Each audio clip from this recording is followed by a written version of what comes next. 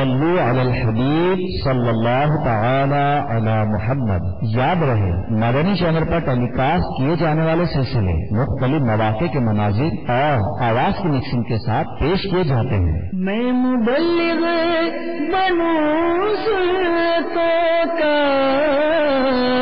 خوب چرچا کروں سنتوں کا کرم بہر خان کے مدینہ۔ الحمد للہ رب العالمین والصلاة والسلام على سید الانبیاء والمرسلین اما بعد فاعوذ باللہ من الشیطان الرجیم بسم اللہ الرحمن الرحیم الصلاة والسلام علیک یا رسول اللہ وعلى آلك وصحابك يا حبيب الله الصلاة والسلام عليك يا نبي الله وعلى آلك وصحابك يا نور الله نويت سنة الاعتكاف۔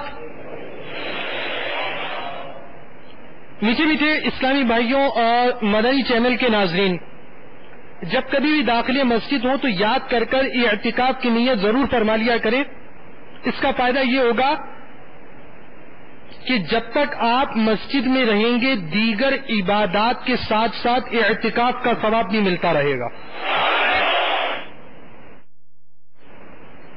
الحمدللہ عز وجل تبلیغ قرآن و سنت کی عالمگیر غیر سیاسی تحریک دعوت اسلامی، جس کا دوسرا نام مسجد بھرو تحریک ہے،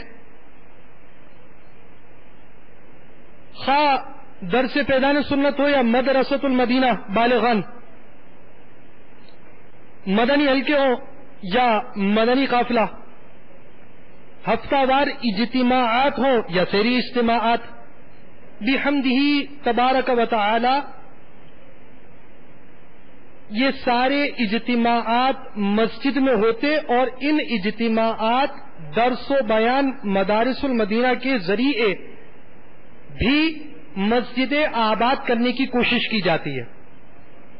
بیان کی تعلیم کی نیت سے ہو سکے تو دو جانب بیٹھ جائیے، اگر تھک جائیں تو جس طرح آپ کو آسانی ہو اسی طرح بیٹھ کر نگاہیں نیچی کیے توجہ کے ساتھ رضائے الہی عز و جل کے لیے علم دین حاصل کرنے کی نیت سے بیان سنیے کہ لاپرواہی کے ساتھ ادھر ادھر دیکھتے ہوئے زمین پر انگلی سے کھیلتے ہوئے لباس بدن یا بالوں وغیرہ کو سہلاتے ہوئے سننے سے اس کی برکتیں زائل ہونے کا اندیشہ ہے۔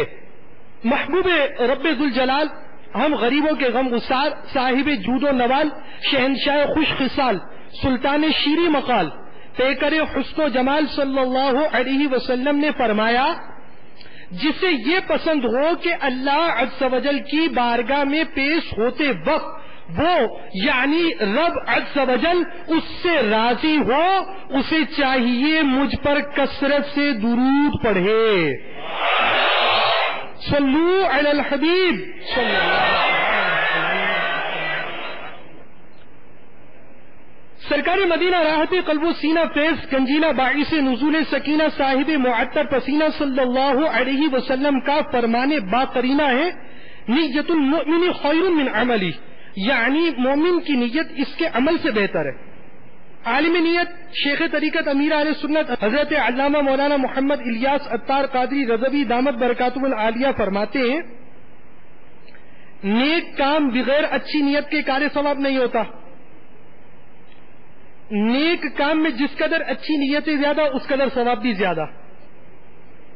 نیز امیر علیہ سنت نے اس پرفتن دور میں آسانی سے نیکیاں کرنے اور گناہوں سے بچنے کے طریقوں پر مشتمل شریعت و طریقت کا جامع مجموعہ بنام مدنی انعامات بصورت سوالات عطا فرمایا۔ ان میں سب سے پہلا مدنی انعام نیت و ہی کا عطا فرمایا۔ آئیے بیان سننے سے پہلے بھی اچھی اچھی نیتیں کر لیتے ہیں۔ مدنی چینل کے ناظرین بھی حسب حال نیتیں کر سکتے ہیں۔ اللہ عز و جل کی رضا پانے اور ثواب کمانے کے لیے اچھی اچھی نیتیں کرتا ہوں۔ اول تاخیر بیان میں شریک رہوں گا، موبائل فون بند رکھوں گا، نہ فون ریسیو کروں گا، نہ کسی کو فون کروں گا، نہ SMS کروں گا، نہ کسی کا میسج پڑھوں گا۔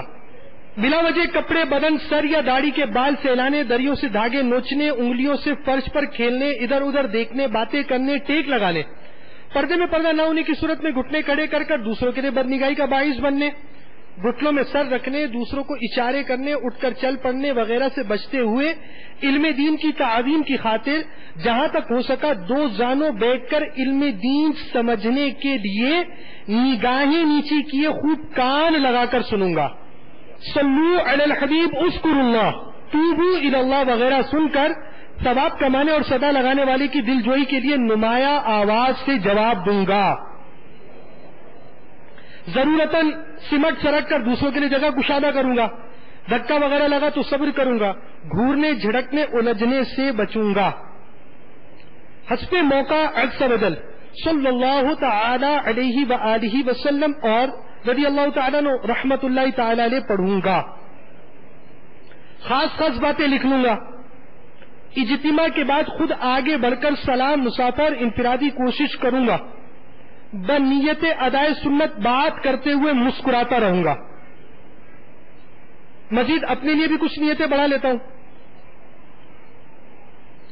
پارہ 14 سورۃ النحل جو کہ قرآن مجید فرقان حمید کی ترتیب یعنی سیکوینس کے اعتبار سے 16ویں سورت ہے، آیت نمبر 125، ترجمہ کنز ایمان، اپنے رب کی راہ کی طرف بلاؤ، پکی تدبیر اور اچھی نصیحت سے میں دیے ہوئے احکام کی تعمیل کروں گا۔ بخاری شریف حدیث میں وارد اس فرمان مصطفیٰ صلی اللہ علیہ وسلم بلغوا عنی ولو آیا، یعنی پہنچا دو میری طرف سے اگرچہ ایک ہی آیت ہو، میں دیے ہوئے حکم کی پیروی کروں گا۔ اعلاء کلمت الحق یعنی اللہ عز و جل کا کلمہ بلند کروں گا، نیکی کا حکم دوں گا، برائی سے منع کروں گا، موقع کی مناسبت سے صلو علی الحبیب اذکروا اللہ توبوا الی اللہ وغیرہ کہوں گا۔ عربی، انگریزی اور مشکل الفاظ اور اشعار بولتے وقت دل کے اخلاص پر توجہ رکھوں گا، یعنی اپنی علمیت کی دھاک بٹھانی مقصود ہوئی یا حب جا وغیرہ کا ابھار ہوا تو بولنے سے بچوں گا۔ نظر کی حفاظت کی عادت بنانے کی خاطر بیان کرنے، بات چیت کرنے، چلنے پھرنے یا ایسے ہی بیٹھے ہوئے بھی حتی الامکان نگاہیں نیچی رکھوں گا۔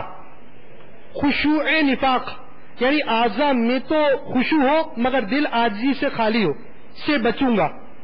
مدنی قافلے، مدنی انعامات، مدرسۃ المدینہ نیز علاقے دورہ برائے نیکی کی دعوت کی رغبت دلاؤں گا، کہا لگانے اور لگوانے سے بچوں گا، نیز علاقے دورہ برائے نیکی کی دعوت کی رغبت دلاؤں گا۔ فالتو جملے اور غیر ضروری الفاظ سے پرہیز کروں گا، غلطی کی صحیح نشاندہی پر فوراً ازالہ کر لوں گا۔ آج کے بیان اور اب تک کی نیکیوں پر اللہ عز و جل کی رحمت سے ملنے والا ثواب بوسیلہ رحمت للعالمین صلی اللہ علیہ وسلم برائے جناب رسالت مآب صلی اللہ علیہ وسلم، انبیاء المرسلین، خلفائے راشدین، امہات المؤمنین، شہیدان و اسیران کربلا، تمام صحابہ و تابعین و تبع تابعین، ائمہ مجتہدین، خصوصاً ائمہ اربعہ اور ان کے مقلدین، سلاسل اربعہ کے مشائخ و مریدین، مدنی قافلوں کے مسافرین، مدنی انعامات کے عاملین اور تمام مؤمنات و مؤمنین، مسلمات و مسلمین کے ایصال کے لیے کروں گا، خصوصاً سرکار اعلی حضرت امیر اہل سنت اور چھٹی والے خواجہ صاحب کے ایصال کی نیت سے کروں گا۔ الحمدللہ بیان کا سلسلہ ہے، مکمل بیان بالثواب ہو پائے یہ ضروری نہیں، بھول کرتا پائیں فوراً میری اصلاح فرمائیں۔ صلو علی الحبیب۔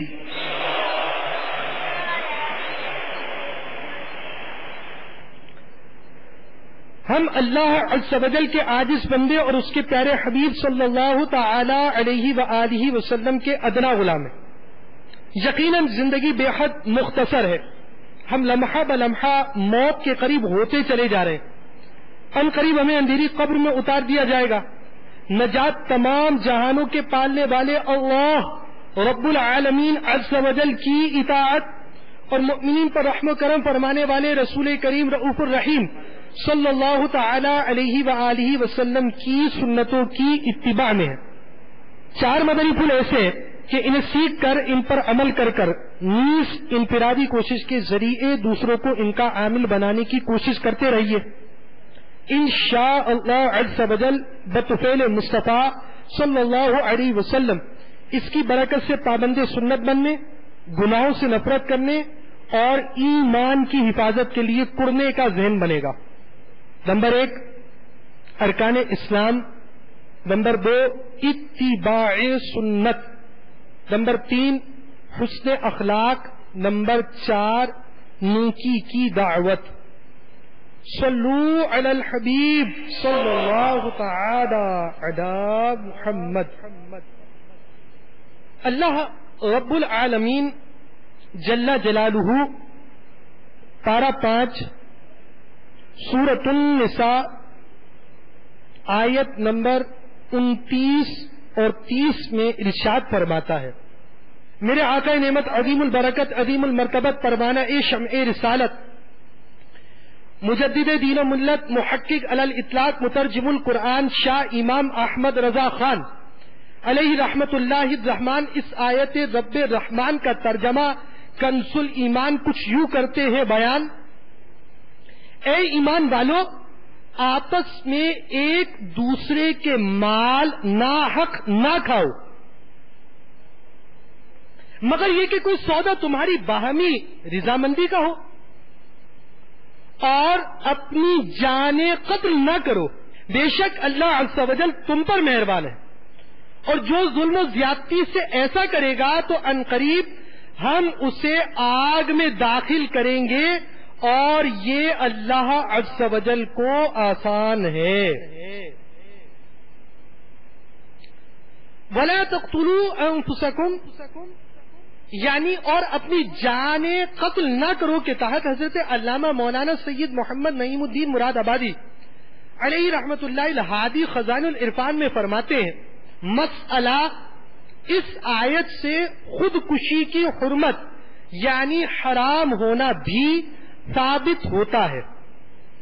اسی طرح پارہ 2 سورہ بقرہ کی آیت نمبر 195 میں ارشاد ربانی ہے، ترجمہ کنز الایمان، اور اللہ عز و جل کی راہ میں خرچ کرو اور اپنے ہاتھوں ہلاکت میں نہ پڑو اور بھلائی والے ہو جاؤ، بے شک بھلائی والے اللہ عز و جل کے محبوب ہے۔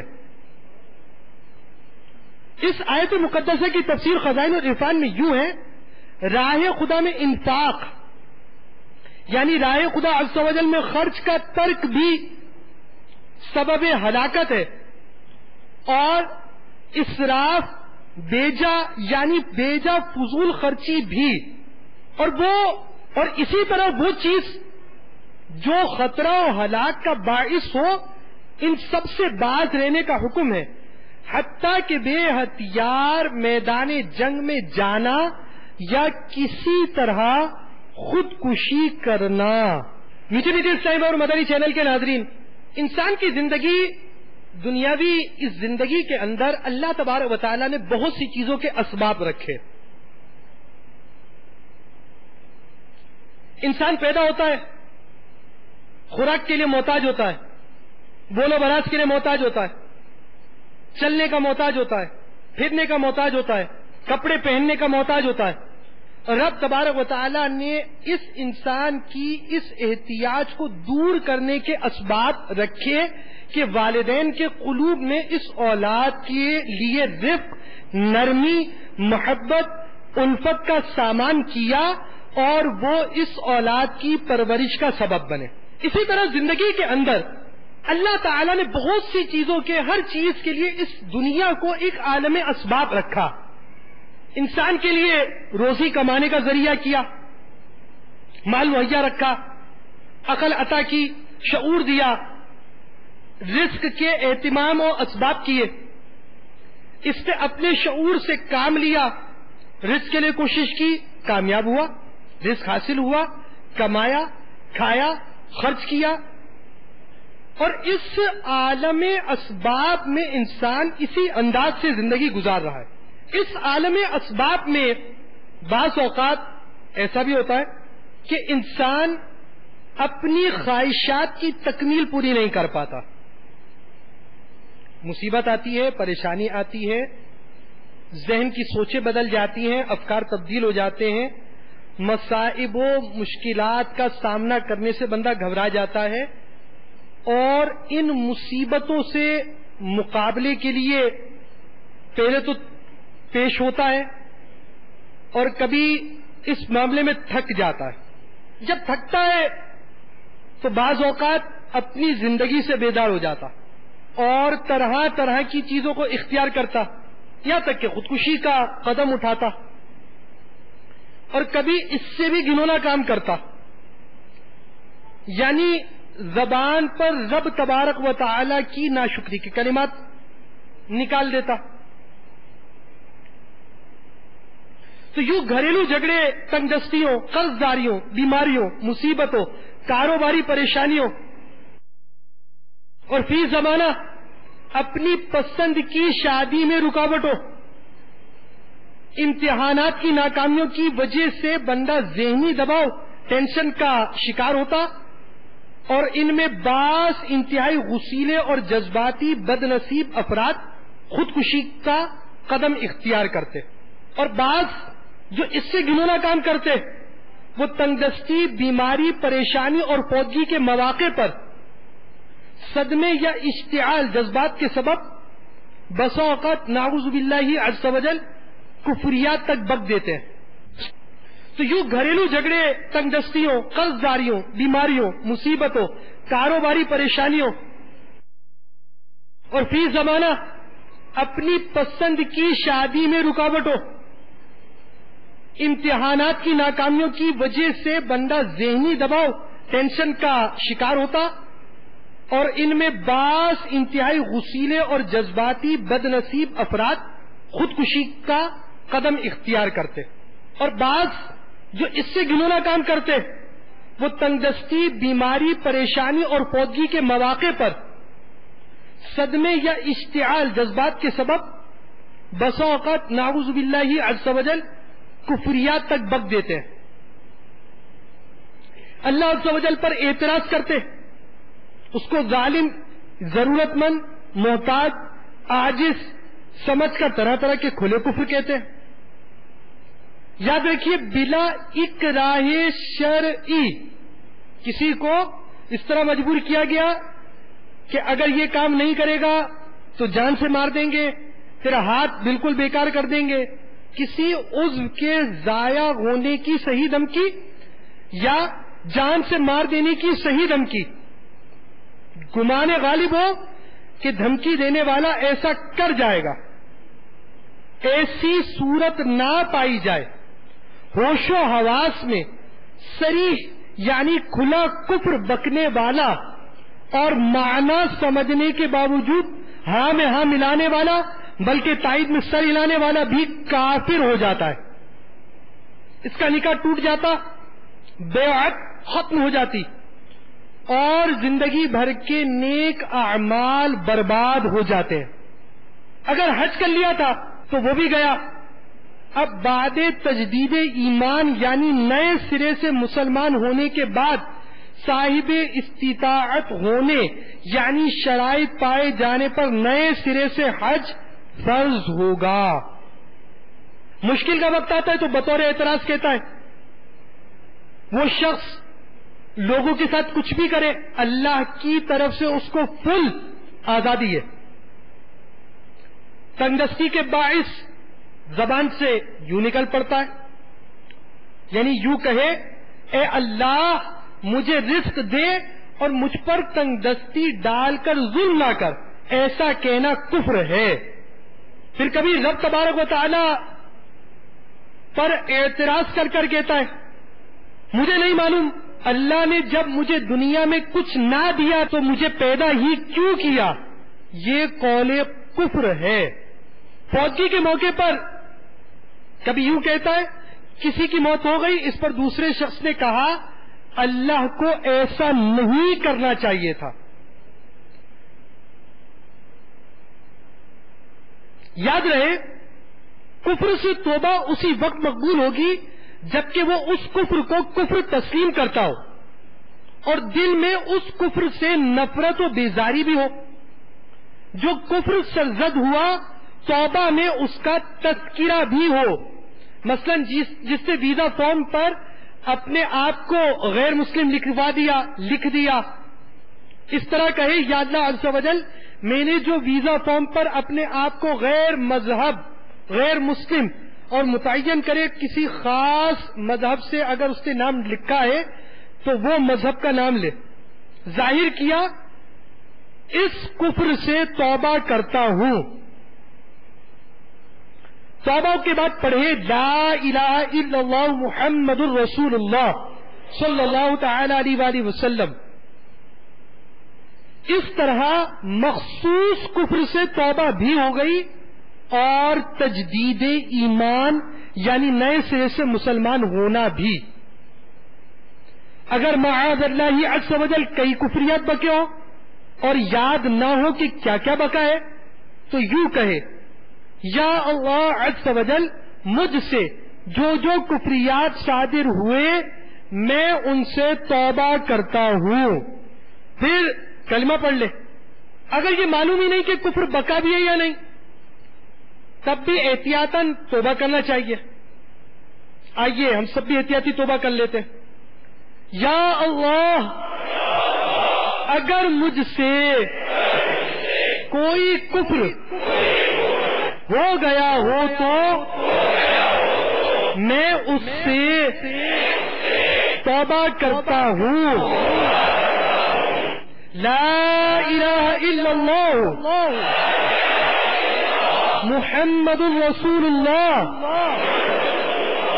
صلی اللہ تعالی علیہ وآلہ وسلم. مجلس اسلام اور مدنی چینل کے ناظرین, اس صورت میں جو ہم نے توبہ کے الفاظ کہے اور اگر مدنی چینل کے ناظرین نے بھی دہرا لیے تو یہ یاد رکھیے یہ احتیاطی توبہ ہے. اگر یہ معلوم ہے کہ مثلا داڑھی شریف کا مذاق اڑایا, اب بعد میں اگرچہ اس نے خود بھی داڑھی رکھ لی ہے مگر اس کا خود کا بات کا داڑھی رکھنا یہ داڑھی شریف کی جو اس نے سابقہ توہین کی ہے اس کی توبہ نہیں ہے. اب اسے اس مخصوص کفر سے توبہ کرنی ہوگی, یعنی یہ بولنا ہوگا یا اللہ عز و جل جو میں نے یہ داڑھی کے متعلق توہین کی تھی میں اس سے توبہ کرتا ہوں. اور اگر سب کے سامنے توہین کی تھی تو جن کے سامنے توہین کی ہے حتی الوصف اپنی توبہ کی انہیں اطلاع بھی کرنی ہوگی. جس سے معاذ اللہ عز و جل کفر صادر ہو گیا اسے چاہیے کہ دلائل میں الجھنے کے بجائے فوراً توبہ کرے. معاذ اللہ عز و جل جس کا خاتمہ کفر پر ہوگا وہ ہمیشہ ہمیشہ کے لیے جہنم میں رہے گا, چاہے دنیا میں بظاہر وہ نیک نمازی اور تہجد گزار و پرہیزگار ہی کیوں نہ رہا ہو. خدا عز و جل کی قسم جہنم کا عذاب کوئی برداشت نہ کر سکے گا. کفر کی موت مرنے والوں کو لوہے کے ایسے بھاری گرزوں یعنی ہتھوڑوں سے فرشتے ماریں گے کہ اگر کوئی گرز یعنی ہتھوڑا زمین پر رکھ دیا جائے تو تمام جن و انس یعنی کل جنات و انسان جمع ہو کر بھی اس ایک گرز کو نہ اٹھا سکے. بختی اونٹ یعنی ایک قسم کے اونٹ جو سب اونٹوں سے بڑے ہوتے ہیں کہ گردن برابر بچھو اور اللہ جانے کس قدر بڑے بڑے سانپ کہ ایک مرتبہ کاٹ لے تو اس کی سوزش درد بے چینی 40 برس تک رہے. سر پر گرم پانی بہایا جائے گا, جہنمیوں کے بدن سے جو پیپ بہے گا وہ پلائی جائے گی. خاردار یعنی کانٹے دار پھوہر کھانے کو دیا جائے گا. وہ ایسا ہوگا کہ اگر اس کا ایک قطرہ دنیا میں آ جائے تو اس ایک قطرے کی سوزش یعنی جلن بدبو تمام اہل دنیا کی معیشت یعنی زندگی برباد کر دے. اور وہ گلے میں جا کر پھندا ڈالے گا. اس کے اتارنے کے لیے پانی مانگیں گے تو ان کو تیل کی تلچھٹ کی طرح سخت کھولتا پانی دیا جائے گا. منہ کے قریب آتے ہی منہ کی ساری کھال گل کر اس میں گر پڑے گی اور پیٹ میں جاتے ہی آنتوں کو ٹکڑے ٹکڑے کر دے گا اور وہ شوربے کی طرح بہہ کر قدموں کی طرف نکل جائے گا. نہ بھوک میں کمی نہ پیاس میں کمی. میٹھے میٹھے اور پیارے پیارے اسلامی بھائیوں اور مدنی چینل کے ناظرین، تندرستی، بیماری، پریشانی اور فوتگی کے مواقع پر بولے جانے والے کفریہ کلمات میں سے 28 کلمات کفر شیخ طریقت امیر اہل سنت نے اپنے اس رسالے میں جمع فرمائے، اور یہ انمول رسالہ صرف 17 صفحات پر مشتمل ہے، اور آپ اپنے اپنے ممالک کے اعتبار سے اپنے قریبی مکاتب المدینہ سے حاصل کر سکتے ہیں. پہلی فرصت میں حاصل کیجئے، اسے خریدیے، مطالعہ کیجئے، اس کو دوسروں میں تقسیم کیجئے. شادی بیاہ کی تقریبات ہو یا تیجا ہو، 40واں ہو، بیماری ہو، پریشانی ہو، اس رسالے کو تقسیم کریں. مصیبت کے وقت ایک غلط قدم اٹھانے والا جو اٹھاتا ہے وہ اپنے آپ کو کفر پر پیش کرنا ہے، کفریہ کلمات بول دیتا ہے، اور اگر خدا نہ خواستہ بغیر توبہ کیے مر گیا تو کفر پر موت ہوئی. دوسرا غلط قدم پریشانی کے وقت جو بندہ اٹھاتا ہے وہ اپنی جان کو ہلاک کرتا ہے.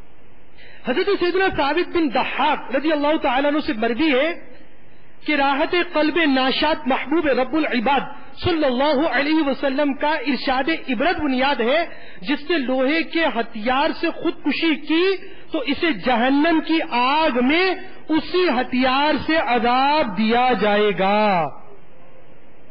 حضرت سیدنا ابو ہریرہ رضی اللہ تعالیٰ عنہ سے مروی ہے، اللہ عز و جل کے پیارے رسول مقبول سیدہ آمنہ کے گلشن کے مہتے پھول صلی اللہ علیہ وسلم کا فرمان عبرت نشان ہے، جو پہاڑ سے گر کر خودکشی کرے وہ نارے دوزخ میں ہمیشہ گرتا رہے گا. جو شخص زہر کھا کر خودکشی کرے وہ نارے دوزخ میں ہمیشہ زہر کھاتا رہے گا. جس نے لوہے کے ہتھیار سے خودکشی کی تو دوزخ کی آگ میں وہ ہتھیار اس کے ہاتھ میں ہوگا اور وہ اس سے اپنے آپ کو ہمیشہ زخمی کرتا رہے گا. اس حدیث مبارک میں خودکشی کرنے والے کے بارے میں یہ بیان ہوا کہ ہمیشہ عذاب پاتا رہے گا. اس کی شرح کرتے ہوئے شارح صحیح مسلم حضرت سیدنا محی الدین یحییٰ بن شرف نبوی علیہ رحمت اللہ الکبی نے کچھ اقوال ذکر کیے. جس شخص نے خودکشی کا فعل حرام حلال سمجھ کر کیا، حالانکہ اس کو خودکشی کے حرام ہونے کا علم تھا، تو اب اس انداز سے خودکشی کرنے والا کافر ہو جاتا ہے اور ہمیشہ کے لیے عذاب پاتا رہے گا. ہمیشہ عذاب میں رہنے کے دوسرے معنی یہ بھی ہو سکتے ہیں کہ طویل مدت تک عذاب میں رہے گا. تیسرا قول یہ کہ خودکشی کی سزا تو یہی ہے، مگر اللہ تعالیٰ نے مؤمنین پر کرم فرمایا اور خبر دے دی کہ جو ایمان پر مرے گا وہ دوزخ میں ہمیشہ نہ رہے گا. یعنی معاذ اللہ عز و جل اگر کوئی گناہگار مسلمان دوزخ میں گیا، کچھ عرصہ سزا پانے کے بعد وہ بالآخر دوزخ سے نکال کر ہمیشہ کے لیے داخل جنت کر دیا جائے گا. میٹھے اسلامی بھائیوں، معاذ اللہ عز و جل کو یہ نہ کہہ دے چلو بالآخر چھٹکارا تو مل ہی جائے گا، کچھ عرصے کا عذاب برداشت کر لیں گے، ایسا کہنا کفر ہے. اللہ عز و جل کی طرف سے دیے جانے والے عذاب کی اس قدر شدت ہے کہ اس کا کچھ عرصہ تو بہت بڑی بات ہے. خدا عز و جل کی قسم 1 سیکنڈ کے کروڑویں حصے کے لیے بھی کوئی برداشت نہیں کر پائے گا. اب سب سے اہم چیز خودکشی ہو یا کلمات کفر، ان چیزوں سے بچنے کا علاج کیا ہے؟ یاد رکھیے کہ جب بھی کسی قسم کی عادت، ذریعہ، کوئی عادت کسی گناہ کا ذریعہ بنتی ہو تو اس عادت کے لوازمات کو جاننا ضروری ہے. مثلا غصہ، غیرت بھی غصے سے، اور بعض جگہ غصہ یعنی غیرت کھانا واجب ہوتا ہے، اور غصے میں بندہ گالی بھی دیتا ہے، غصے سے حسد بھی ہوتا ہے، غصے سے قتل بھی ہوتا ہے، غصے سے طرح طرح کے گناہ بھی ہوتے ہیں. تو اب ایسا غصہ جو گناہ کروائے، امام غزالی رحمت اللہ تعالی نے فرماتے ہیں اس غصے سے بچنا اور اس سے بچنے کے لیے مشقت کرنا، کوشش کرنا، یہ فرض ہے. اب ایسی تکالیف کہ جو تکالیف انسان کے لیے کلمات کفر صادر ہو جانے کا سبب بنے، یا ایسی تکالیف کہ جس تکلیف میں مبتلا ہونے والا خودکشی کی طرف بڑھ جائے، اس تکلیف کا علاج یعنی اس پہ صبر پیرا ہونا یہ انسان کے لیے ضروری ہے، تاکہ انسان رب تعالی کی معصیت، اللہ تعالی کی نافرمانی کی طرف نہ بڑھے. سب سے پہلی چیز، انسان پر مصیبت کیوں آتی ہے، اس کی اہم وجہ پارہ 25 سورۃ الشورى کی 30ویں آیت کریمہ میں ارشاد ربانی ہے، وَمَا أَصَابَكُم مِّن مُّصِيبَةٍ فَبِمَا كَسَبَتْ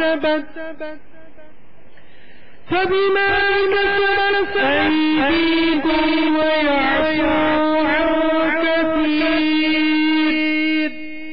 ترجمہ کنز الایمان، اور تمہیں جو مصیبت پہنچی وہ اس کے سبب سے ہے جو تمہارے ہاتھوں نے کمایا، اور بہت کچھ تو معاف فرما دیتا ہے. اس آیت مقدسہ کے تحت حضرت سید الافاضل حضرت علامہ مولانا سید محمد نعیم الدین مراد آبادی علیہ رحمت اللہ الہادی خزائن العرفان میں فرماتے ہیں یہ خطاب ان مؤمنین مکلفین یعنی عاقل بالغ مسلمانوں سے ہے جن سے گناہ سرزد ہوتے ہیں. مراد یہ ہے کہ دنیا میں جو تکلیفیں اور مصیبتیں مؤمنین کو پہنچتی ہیں اکثر ان کا سبب ان کے گناہ ہوتے ہیں. ان تکلیفوں کو اللہ تعالی نے ان کے گناہوں کا کفارہ کر دیتا ہے، اور کبھی مومن کی تکلیف اس کے رفع درجات یعنی بلندی درجات کے لیے ہوتی ہے. صبر کر جسم جو بیمار ہے تشویش نہ کر، صبر کر جسم جو بیمار ہے تشویش نہ کر، یہ مرض تیرے گناہوں کو مٹا جاتا ہے. میٹھے میٹھے اور پیارے پیارے اسلامی بھائیوں، وہ شخص جو مصیبت پہ وابیلا کرتے ہیں، وہ افراد جو مصیبت پر چیختے ہیں، وہ اسلامی بہنیں، چونکہ مسلمان سب اسلامی بہنیں جو فوجی کے بعد آہو بکا کرتی ہیں، چیختی ہیں، روتی ہیں، چلاتی ہیں. غور کریں، ہم پر طرح طرح کی اگر مصیبتیں آتی ہیں تو ہمارے اعمال کیسے ہیں؟ ہماری نمازوں کے کیا معاملات ہیں؟ اسلامی بھائی بھی غور کریں، نمازوں کی کیا معاملات ہیں؟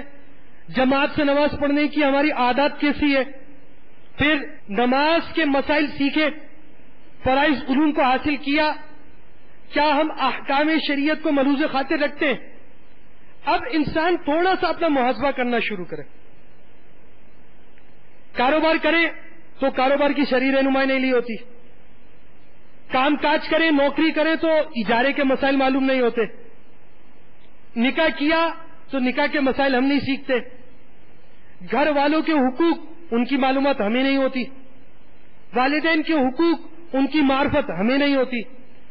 اب طرح طرح کی چیزیں جن کا سیکھنا فرض ہے ان کو چھوڑ کر فرض علم حاصل کر کر گناہوں کا شکار، فرائض واجبات کو چھوڑ کر گناہوں کے اندر مبتلا اور سنت موقدہ کے ترک کے عادی بن کر گناہوں میں بڑھتے چلے جا رہے ہیں. اب اتنے سارے گناہ ہمارے پاس ہیں، تنگی آئی، پریشانی آئی، رب تعالی کی کتنی بڑی نعمت ہے. مصیبت، تنگی، پریشانی، انسان کے پاس تنگ دستی کا ہونا، ہاتھ کا کھچ جانا، بیماری کا آ جانا، کسی چیز نعمت کا چلا جانا، یہ رب تعالی کی کتنی بڑی نعمت ہے کہ رب تبارک و تعالی ہماری ان عادات پر، ہمارے ان گناہوں پر کل بروز قیامت پکڑنے کی جگہ قیامت کی راحتوں کا سامان فرما رہا ہے. یعنی یہاں اگر تکلیف آ رہی ہے، یہاں اگر تکلیف آتی ہے تو یہ تکلیف کل بروز قیامت کی تکلیفوں کو دور کرنے کا سبب بن جاتی ہے، اور بعضوں کے لیے جنت کے درجات کی بلندی کا سبب بن جاتی ہے.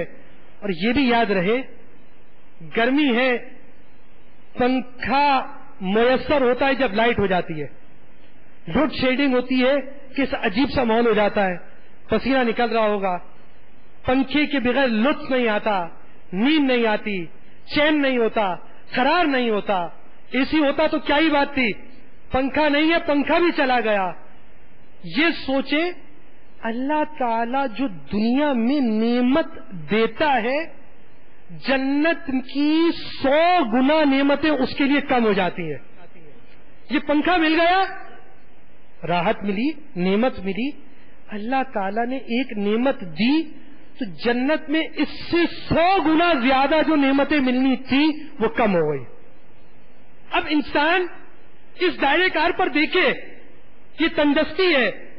انسان کا کوئی عزیز چلا جاتا ہے، انسان کے ہاں مردہ اولاد پیدا ہوتی ہے، انسان کا چھوٹا بچہ دنیا سے چلا جاتا ہے، انسان کا کاروبار ٹھپ ہو جاتا ہے، انسان کی دکان پر آگ لگ جاتی ہے.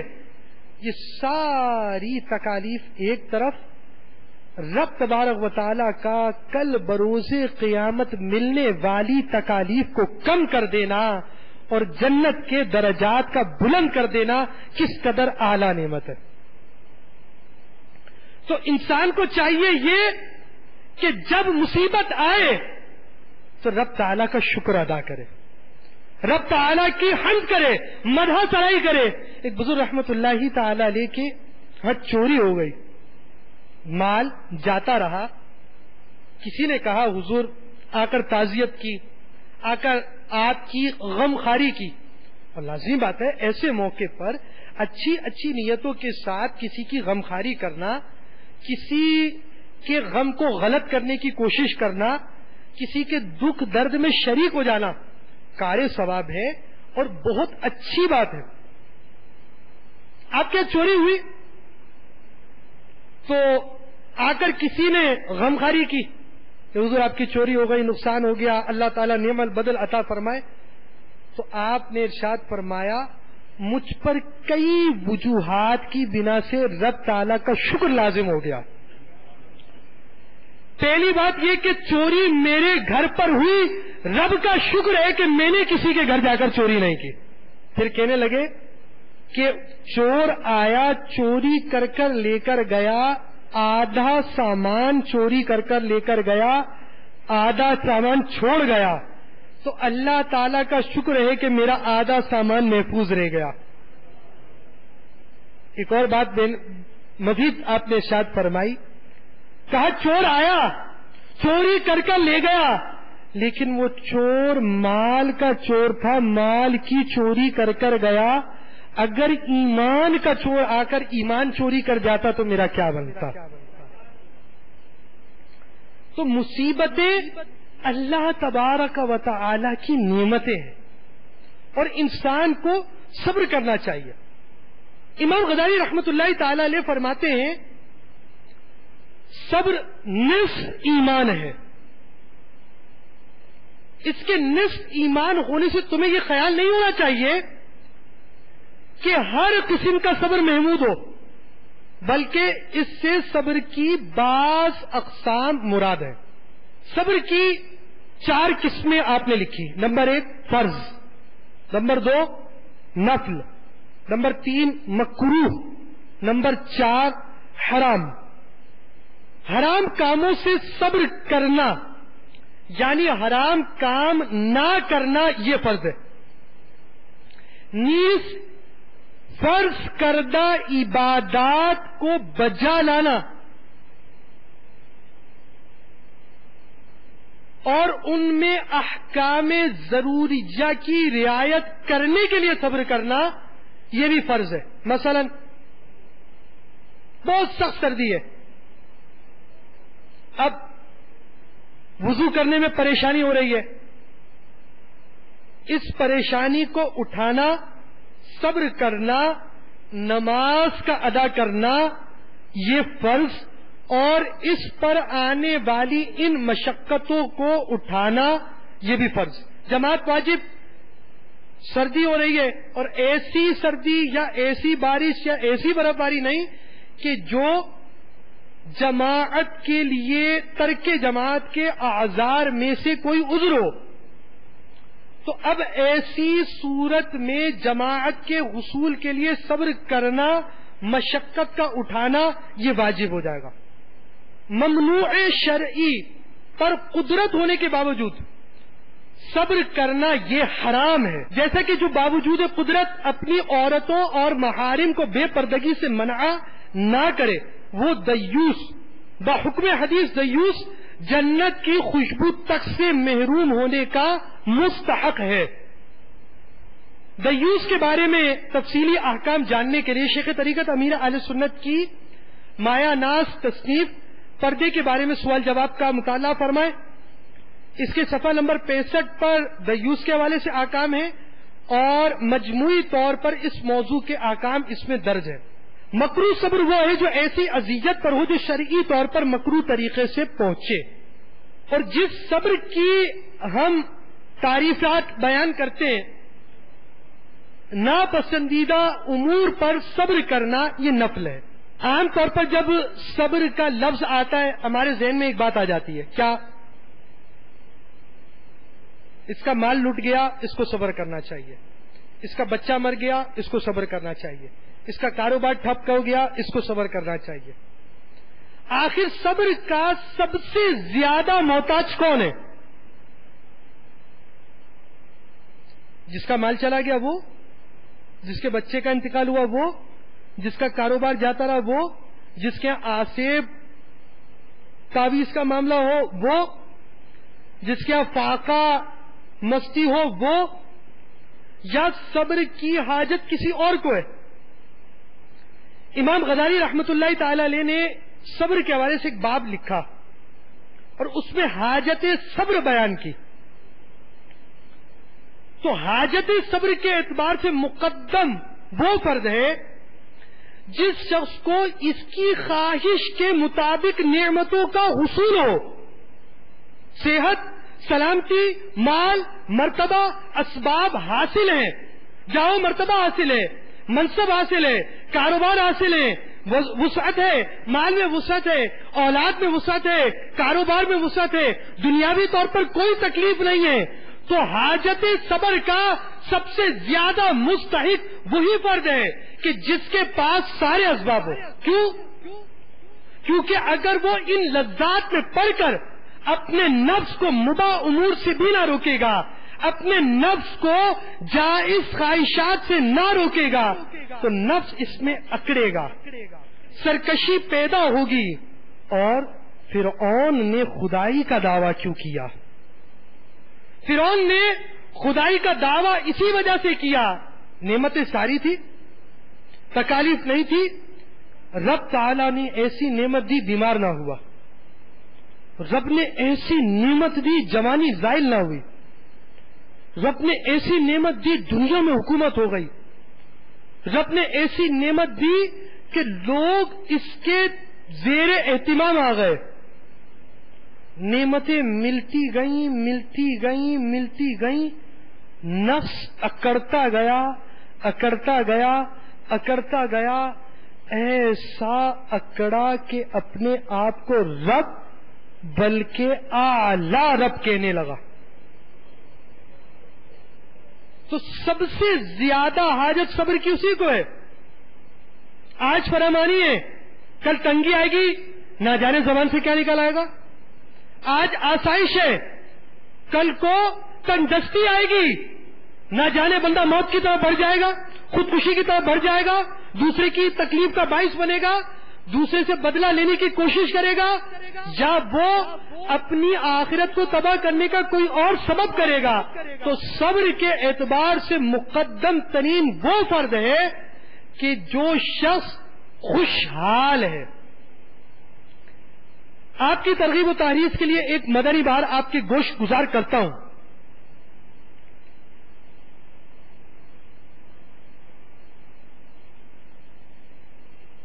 ضلع ننکانہ پنجاب پاکستان کے ایک اسلامی بھائی کے بیان کو اپنے انداز میں پیش کرنے کی صحیح کرتا ہوں. الحمدللہ عز وجل یہ بیان دیتے وقت میں تقریباً 12 سال سے تبلیغ قرآن و سنت کی عالمگیر غیر سیاسی تحریک دعوت اسلامی کے مدنی ماحول سے وابستہ ہوں. وابستگی کا سبب بین الاقوامی 3 روزہ سنتوں بھرے اجتماع سیرائے مدینہ مدینۃ الاولیاء ملتان شریف میں حاضری ہے. اجتماع کے تقریباً 7.5 ماہ بعد سخت بیمار ہو گیا. ڈاکٹروں نے میرے مرض کو ٹی بی قرار دیا. بیماری بھگتتے ہوئے لگ بھگ 4.5 ماہ گزر گئے اور ایک بار پھر 3 روزہ سنتوں بھرے اجتماع کا موسم بہار آ پہنچا. میں جانے کے لیے بے قرار ہوا اور گھر والے معنی یعنی رکاوٹ ہوئے. میں نے امی جان کا ذہن بنایا. وہاں کثیر تعداد میں عاشقان رسول تشریف لاتے ہیں. مجھے جانے دیجیے نیک بندوں کی صحبت اور وہاں ہونے والی دقت انگیز دعا کی برکت سے انشاءاللہ عز وجل میں صحت کی نعمت لے کر پلٹوں گا. الحمدللہ عز وجل مجھے اجازت مل گئی. دوائیں وغیرہ ساتھ لے کر اجتماع میں شریک ہوا. اختتامی دقت انگیز دعا ختم ہونے والی تھی. میرے دل میں حسرت پیدا ہوئی. دعائیں تو بہت ہوئی مگر میرے مرض ٹی بی کے لیے صراحتاً یعنی صاف الفاظ میں دعا نہیں مانگی گئی. کاش ٹی بی کے مریضوں کے لیے بھی دعا ہو. ابھی یہ بات ذہن میں آئی تھی کہ کمال ہو گیا. کچھ اس طرح آواز مائک پر گونج اٹھی. یا اللہ عز وجل جو کینسر کے مریض ہیں جو ٹی بی کے مریض ہیں ان کو شفائے کاملہ عطا فرما. دعا میں 2 ایک اور بیماریوں کے بھی نام لیے گئے جو میں بھول گیا. خیر ٹی بی پہ شفا کی دعا سنتے ہی میرے دل نے گویا پکارا کہ بس اب تو ٹھیک ہو گیا. اجتماع سے واپسی کے دوسرے ہی دن چیک اپ کروانے کے لیے پنجاب کے شہر شیخو پورا گیا. ایکس رے وغیرہ کروائے. ایکس رے دیکھ کر ڈاکٹر حیران ہو گئے اور کہنے لگے مبارک ہو آپ کی ٹی بی ختم ہو چکی ہے.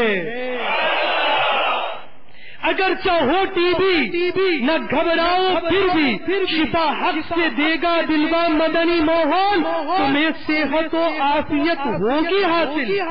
تم اپنا کے دیکھو ذرا مدنی ماحول.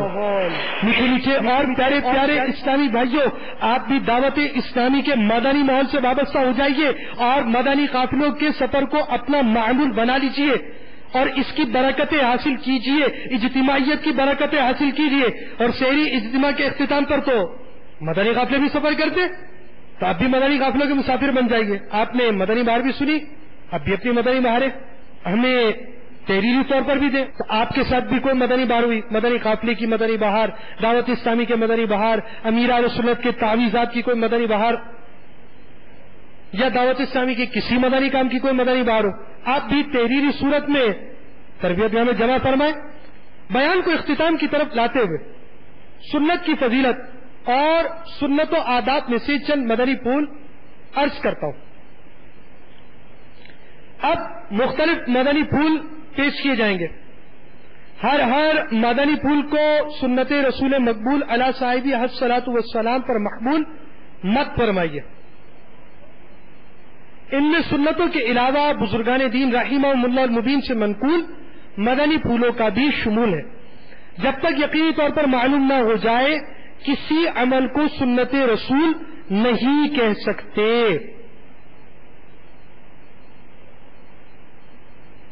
سنت عام کریں دین کا ہم کام کریں نیک ہو جائیں مسلمان مدینے والے.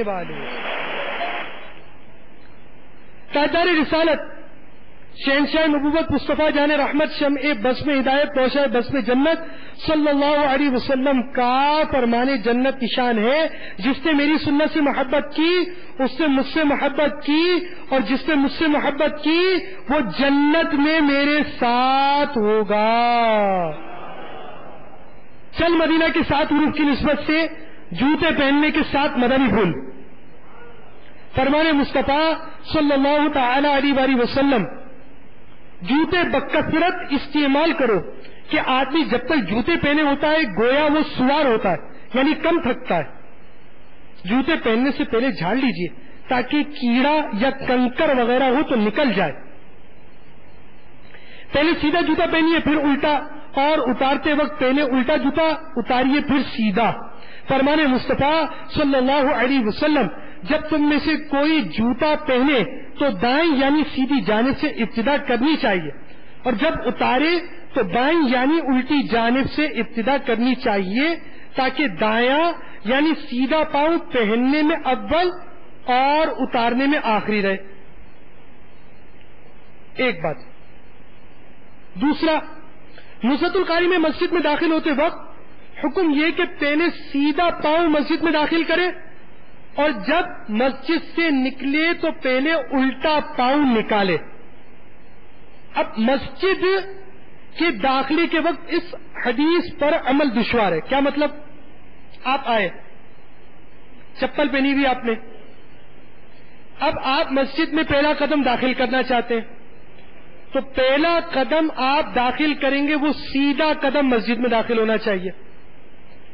اب سنت یہ ہے کہ چپل سے پہلے سیدھا پیر نکالیں یا الٹا؟ سنت یہ کہ پہلے الٹا پیر نکالیں۔ اب آپ نے چپل سے پہلے الٹا پیر نکالنا ہے اور مسجد میں پہلے سیدھا پیر داخل کرنا ہے، اب کیسے ہوگا یہ کام؟ تو اعلیٰ حضرت رضی اللہ تعالیٰ عنہ نے اس کا حل ارشاد فرما دیا۔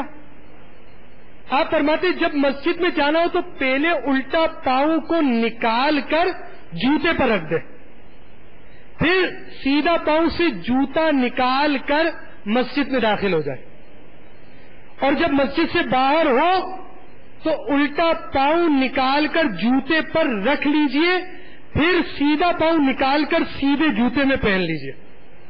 یعنی اس سے یہ ہوگا کہ آپ جب مسجد میں داخل ہو رہے ہیں تو پہلے سیدھا قدم داخل ہو رہا ہے، اور جب واپس آ رہے ہیں تو الٹا قدم پہلے باہر نکل رہا ہے، اور جب چپل سے قدم نکال رہے ہیں تو الٹا قدم پہلے نکل رہا ہے، اور جب واپس آنے کے بعد چپل پہن رہے ہیں تو اب داخل چپل کے اندر سیدھا قدم ہی ہو رہا ہے۔ دونوں باتوں پر عمل ہو جائے گا۔ مرد مردانہ اور عورت زنانہ جوتا استعمال کرے۔ کسی نے حضرت سیدتنا عائشہ صدیقہ رضی اللہ عنہا سے کہا کہ ایک عورت مردوں کی طرح جوتے پہنتی ہے۔ انہوں نے فرمایا رسول اللہ صلی اللہ علیہ وسلم نے مردانی عورتوں پر لعنت فرمائی۔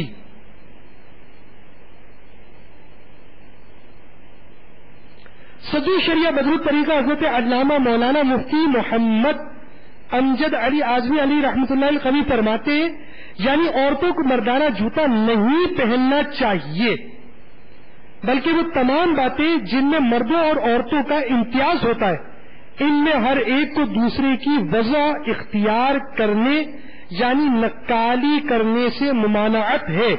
نہ مرد عورتوں کی وضع طرز اختیار کرے نہ عورت مرد کی۔ جب بیٹھے تو جوتے اتار لیجئے کہ اس سے قدم آرام پائیں گے۔ تندرستی کا ایک سبب یہ بھی ہے کہ اوندھے جوتے کو دیکھنا اور اس کو سیدھا نہ کرنا۔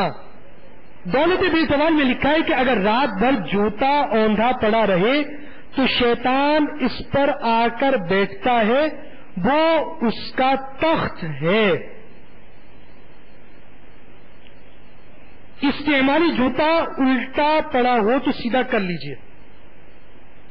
طرح طرح کی ہزاروں سنتیں سیکھنے کے لیے مکتبۃ المدینہ کی مطبوعہ کتب بہار شریعت حصہ 16 312 صفحات، نیز 120 صفحات کی کتاب سنتیں اور آداب اور شیخ طریقت امیر اہل سنت کے رسائل 101 مدنی پھول اور 163 مدنی پھول، حاصل کیجئے، پڑھیے، ترغیب دلائیے اور اس پر عمل کیجئے۔ سنتوں کی تربیت کا ایک بہترین ذریعہ دعوت اسلامی کے مدنی قافلوں میں عاشقان رسول کے ساتھ سنتوں بھرا سفر بھی ہے۔ آپ بھی نیت فرما لیجیے کہ انشاء اللہ عز و جل ہر 12 ماہ میں 30 دن اور ہر 30 دن میں 3 دن مدنی قافلے میں سفر کروں گا۔ یہ بھی ہمارا مدنی انعام ہے، بلکہ زندگی میں یکمشت 12 ماہ بھی سفر کرنا ہے۔ اللہ تبارک و تعالی ہمیں اس پر عمل کرنے کی توفیق عطا فرمائے۔ میں مبلغ بنوں سنتوں کا، خوب چرچا کروں سنتوں کا، کرم بہر خاک مدینہ۔ صلو علی الحبیب صلی اللہ تعالی علی محمد۔ ابھی جو سلسلہ آپ نے ملاحظہ فرمایا اس کے بارے میں اپنے تاثرات اور مدنی مشورے 03012612 پر SMS یا feedback@madanichannel.tv پر میل کر سکتے ہیں۔